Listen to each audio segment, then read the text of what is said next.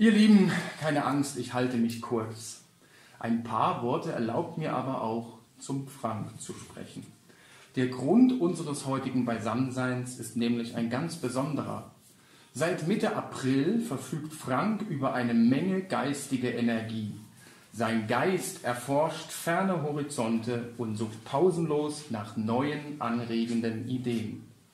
Und bei mir ging Ende Mai bis Mitte Juni eine 15-jährige Lebensphase zu Ende und eine neue Lebensphase, die etwa 7 Jahre dauern wird, hat begonnen. Meine Rede möge euch nun ein Stück weit auf die Reise nehmen in das, was vor sich geht. Denn wenn ich mich darauf konzentriere, euch zu unterstützen, fühle ich mich zufrieden. Wenn andere erfolgreich sind, gewinne ich. Wenn ich mit euch teile, habe ich mehr. Und in diesem Leben ist die Kommunikation mit Menschen wichtig. Ihr könnt langsamer werden und euch die Zeit nehmen, mit mir in Kontakt zu kommen. Ihr gewinnt, wenn ihr gewillt seid, zuzuhören, um etwas über Frank und mich zu lernen. Wenn ihr euch darauf einstellt, wie wir beide denken, wisst ihr, was zu sagen ist. Wenn ihr etwas nicht versteht, ist es in Ordnung, dass ihr Fragen stellt. Ihr könnt andere nicht kontrollieren, aber ihr könnt euch selbst kontrollieren. Indem ihr Vergangenheit loslasst, könnt ihr wirkungsvoller mit der Gegenwart umgehen. Wenn ihr die Verantwortung übernehmt, gewinnt ihr. Ihr müsst nicht von irgendjemand anderem abhängig sein, der sich um euch kümmert. Ihr könnt in jeder Situation die Verantwortung übernehmen. Alles ist gut. Alles entwickelt sich so, wie es sein soll. Wenn wir loslassen und alles einer höheren Macht überlassen, die uns Menschen übersteigt, gewinnen wir. Dass meine Rede jetzt gelingt und unsere gemeinsame Geburtstagsfeier heute wahr, schön und gut wird, ist nicht unsere Aufgabe. Das ist die Aufgabe einer höheren Macht. Der griechische Philosoph Heraklit sagte einst, dass nichts sicher sei, außer die Veränderung. In den letzten Jahren hat sich diese alte Wahrheit immer wieder bestätigt, denn viele unserer gewohnten Wirtschafts- und Gesellschaftsstrukturen waren entscheidenden Veränderungen unterworfen. Diese Veränderungen machen den meisten Menschen Angst. Was wird aus uns? Gibt es zu den Veränderungen eine echte Alternative für Deutschland, Europa und die Welt?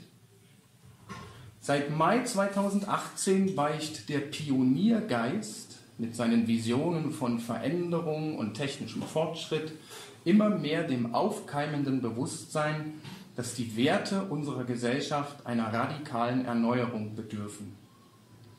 Weil die Menschen weltweit anfangen, sich mit den grundlegenden Werten zu befassen, die ihnen ein Gefühl von Stabilität und Sicherheit verleihen, werden sie sehr wahrscheinlich ihr Denken zu den Finanzen und ihr Umweltbewusstsein radikal verändern. Während der nächsten 6 Jahre könnten wir so endlich lernen, wie wichtig es für uns auf der Erde ist, in einer Natur zu leben, die wir nähren müssen, wenn wir auch weiterhin ihre Gaben genießen möchten. Ja, die nächsten 6 Jahre werden eine gewisse Unruhe mit sich bringen, denn sie betreffen unsere materielle Sicherheit und unser Gefühl von Stabilität. Das bedeutet nicht nur, dass sich die Art und Weise verändert, wie wir mit Geld umgehen, es gebrauchen und missbrauchen, sondern hoffentlich auch eine Zeit, in der wir wieder zu einer gesunden und respektvollen Verbindung mit der Erde selbst finden. Michael Jackson machte mit seinem Earth Song bereits vor mehr als 20 Jahren darauf aufmerksam. Er faszinierte mich nicht nur als brillanter und innovativer Sänger, Komponist, Tänzer und Choreograf, sondern auch als Friedensbotschafter und als spiritueller Revolutionär. Macht die Veränderung. Der berühmte Aufruf aus dem Song Man in the Mirror war sein erklärtes Ziel. Und beim Earth Song schrie er damals für die ganze Menschheit und war unserer Zeit weit voraus. Mit seinem weltweiten Einfluss wollte er konkrete Veränderungen bewirken, nicht durch Bekämpfung der Dunkelheit, sondern durch die Stärkung des Lichts.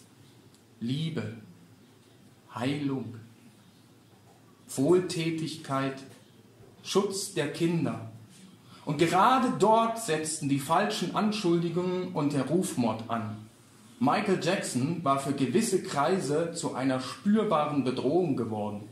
Es ging um Geld und Macht und mehr noch um eine spirituelle Dimension.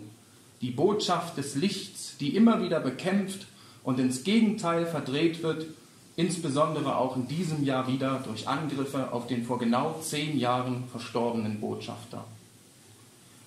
Umso mehr beeindruckt mich, dass nach Mai 2018 die schwedische Schülerin Greta Thunberg in der Öffentlichkeit eine solche spirituelle Revolution beim Klimaschutz bewirken kann. Ihre Schüler- und Studentenbewegung Fridays for Future ist weltweit aktiv und bekannt. In Deutschland ist eine vorgezogene Bundestagswahl mit der ersten grün-schwarzen Regierung unter Bundeskanzler Robert Habeck von der Partei Bündnis 90 Die Grünen sehr wahrscheinlich. Wir erwarten eine neue Haltung gegenüber der Umwelt sowie neue Gesetze, durch die wir sie besser erhalten und schützen können.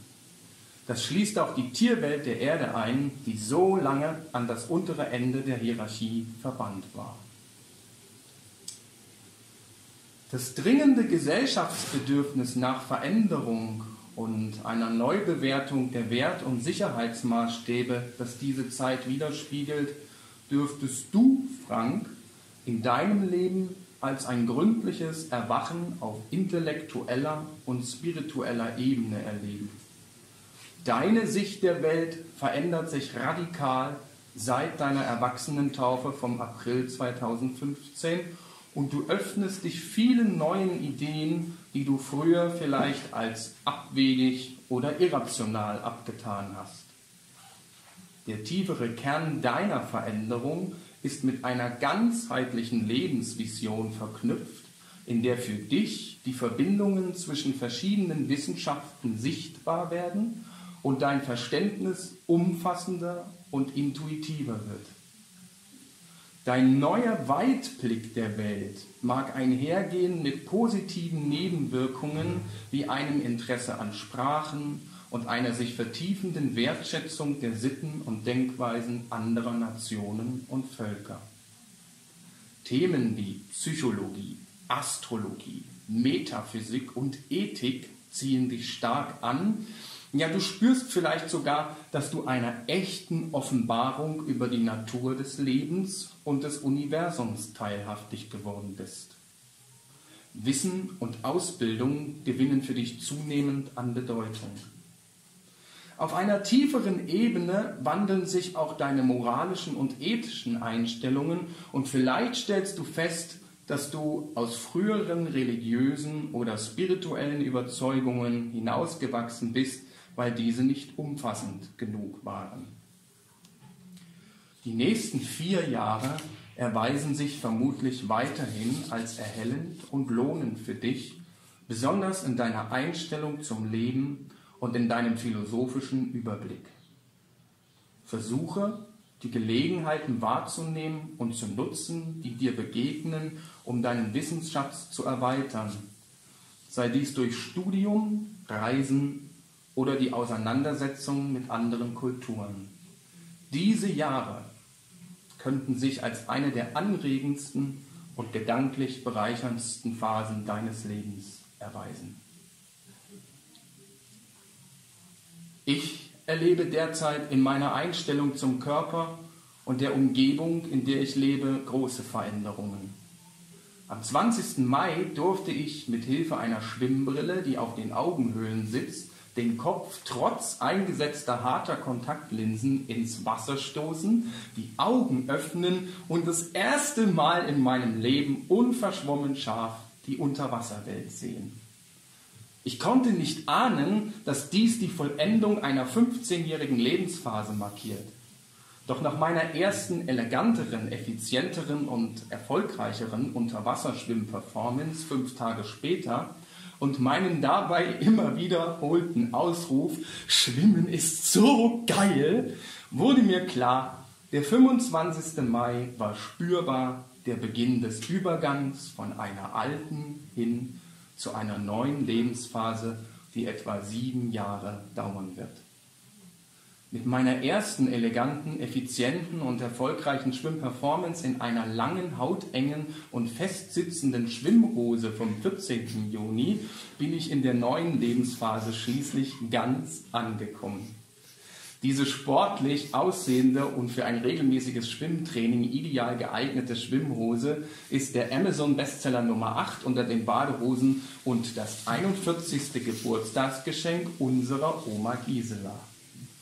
Das Tragen dieser Hose bewirkte beim Schwimmtraining vom 14. Juni, dass ich das erste Mal in meinem Leben den gewünschten Abtrieb erlebte, der es mir ermöglicht, nach dem richtigen Abstoßen vom Beckenrand ganz in die Tiefe vorzustoßen und wie ein Fisch am Meeresgrund entlang zu gleiten.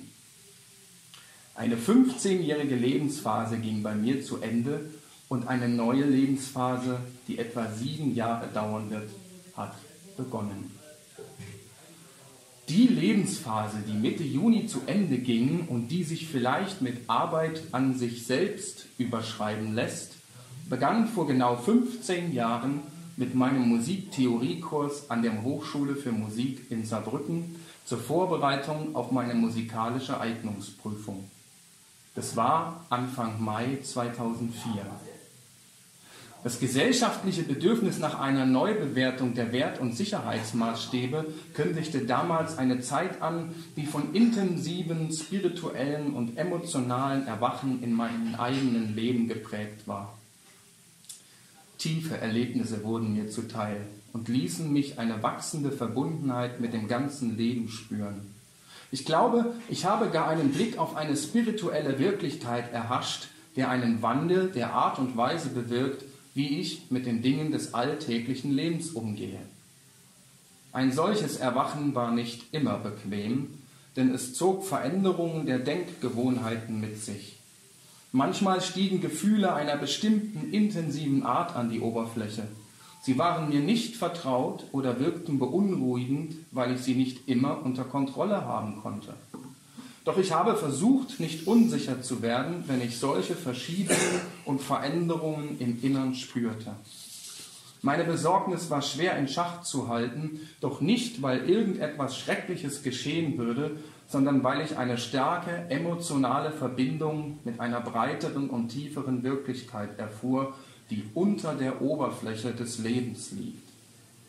Je verstandesbetonter ich gewesen wäre, desto schwerer hätte ich solches Erleben bewältigen können. Die Auswirkungen der Weckrufe während der vergangenen 15 Jahre waren letztlich sehr positiv, aber sie brachten eine Dehnung und Erweiterung des Ich-Bewusstseins mit sich, die nicht jedermann gerade dann willkommen hieß, wenn sie eintraten. Ich stellte fest, dass ich eine tiefere Einsicht in meine familiäre Herkunft und Vergangenheit gewinne. In der Tat war diese Zeit hervorragend geeignet, sich bewusst darum zu bemühen, mehr über die religiösen, nationalen und kulturellen Wurzeln in Erfahrung zu bringen, aus denen meine Familie gewachsen ist. Themen und Aspekte der Vergangenheit, die in der Familie unberührt geblieben waren, begegneten mir dabei und forderten meine bewusste Aufmerksamkeit. So konnte ich mit ihnen arbeiten und Erfahrung und Einblick darüber gewinnen, wie die Vergangenheit die Zukunft beeinflusst. Anders ausgedrückt, dies wurde eine Zeit des intensiven psychologischen Erwachens, in der ich der länger zurückliegenden Vergangenheit und der Beständigkeit des psychischen Lebens deutlicher gewahr wurde. Dies war keine Phase meines Lebens, in der Starrheit des Denkens zu empfehlen war. Ich habe versucht anzunehmen und zu begleiten, was sich in mir regt. Da ich mit innerer Arbeit, mit der Arbeit an sich selbst nicht vertraut war, holte ich mir im Jahr 2008 professionelle Hilfe und lernte in Frankfurt meine psychologische Psychotherapeutin Petra Kittner kennen und nach der Zerrüttung und Veränderung meiner Ehe im Jahr 2016 auch meine Psychoanalytikerin Dr. Liz Green. Beide zusammen halfen mir, Klarheit zu erlangen über das, was sich nun auftat. Ich gehe aus der abgeschlossenen Lebensphase erneuert, verwandelt und vertieft hervor, beschenkt mit einem neuen spirituellen Geist und einer tieferen Einsicht in die Geheimnisse des Lebens. Die neue Lebensphase wird höchstwahrscheinlich in einer tiefgreifenden Veränderung meines persönlichen Stils sowie der Art und Weise zum Ausdruck kommen, wie ich mich anderen zeige. Diese Betonung von persönlichem Selbstausdruck und persönlicher Erfüllung kann einen tiefen Einfluss darauf ausüben, wie ich mein Leben und mein unmittelbares Umfeld selbst ordne, und es könnte zu Veränderungen führen, sowohl im Hinblick auf meinen Wohnort als auch auf die Art meiner Selbstdarstellung. Sogar Aspekte wie mein Kleidungsstil können sich wandeln, je mehr ich mich auf die Globalisierung einstimme und darum bemühe, größere Freiheit zu erlangen, um neue Ideen zum Ausdruck zu bringen. Seid nicht überrascht, wenn auch in bestimmten Beziehungen aufgrund der Veränderungen, die in meinem Inneren stattfinden, ein Wandel notwendig wird. Wenn ich bisher im Rahmen streng festgelegter Rollen und Strukturen gelebt habe, könnte es mir nun recht unbehaglich werden. Es muss nicht zum Zusammenbruch von Beziehungen und Situationen kommen, die ich wertschätze, doch ich muss vielleicht mehr Luft zum Atmen beanspruchen, weil ich aus einem bestimmten Selbstbild herausgewachsen bin und nun Freiraum benötige, um neue Ideen und Seinsweisen zu entfalten. Auf 2 verschiedene Weisen werden die nächsten 7 Jahre sich wahrscheinlich in meinem Leben bemerkbar machen.